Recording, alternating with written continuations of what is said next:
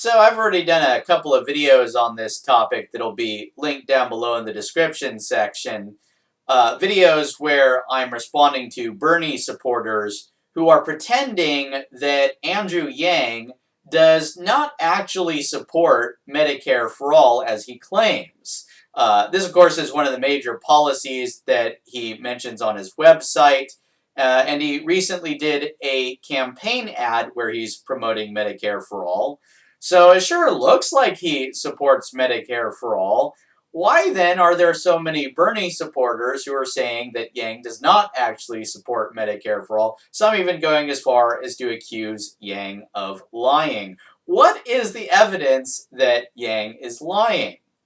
And so far, the evidence that's been presented is to kind of point out, well, Yang doesn't support banning private health insurance, right? It's not Medicare for all if you don't ban private health insurance, is what they're saying. But that argument doesn't really work, because you can totally make Medicare available for all without banning private health insurance. However, Jamarl Thomas disagrees. Pet peeve. Pet peeve. If I seem irked, it's because I am. This, just to point out, is Medicare for all. We talk about it all the time, and we never necessarily reference what we're talking about. Medicare for all is not a subjective political point. It's not a gray area. It's not a framework. It is not something that you can make something else and then put the name on it. Medicare for all is a bill. That is an absolute. That is a flat fact. Medicare for all is a bill. Actually, the fact of the matter is that this phrase Medicare for all does not exclusively refer to a specific bill. Really, there have been multiple Medicare for all bills proposed at different times by different people. Prior to the 2017 and 2019 bills proposed by Bernie Sanders, there were Medicare for all bills proposed by Ted Kennedy and John Conyers. But of course, even prior to that, a Republican senator by the name of Jacob Javits advocated for what he referred to as national health insurance. But a writer at the New York Times decided it might be helpful to describe this national health insurance as Medicare for all. Because, of course, the federal health insurance program, Medicare, already existed at the time, but when Medicare was first invented, it was only for the elderly.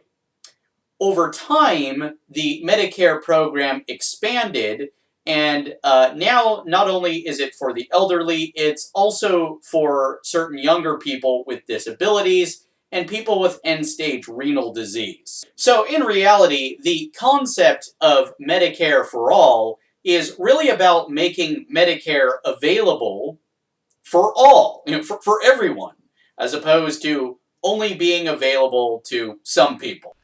Are you for Medicare for all, Bill? No. But you still claim you're for Medicare for all? Yes. How does that work? The way it works is you can support making Medicare available for all without supporting a bill that bans private health insurance. That's how it works, dude. In conclusion, I don't think that Jamarl Thomas Googled the origins of Medicare for all before posting his video. And I gotta say, Bernie supporters are just really grasping at straws with this claim that Yang is lying about supporting Medicare for all. Guys, if Yang supports making Medicare available for all, then there's nothing wrong with saying he supports Medicare for all. Accusing Yang of lying about it because he doesn't support a bill banning private health insurance just makes you the one who is lying.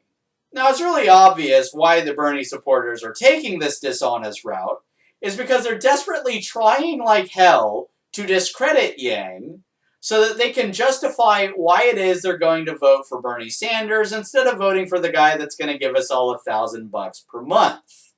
Let's face it, if you're going to stand between the Yang gang and their $1,000 per month, You've got some explaining to do, because there ain't no way in hell that I'm going to prioritize banning private health insurance over getting my $1,000 per month. Gang gang.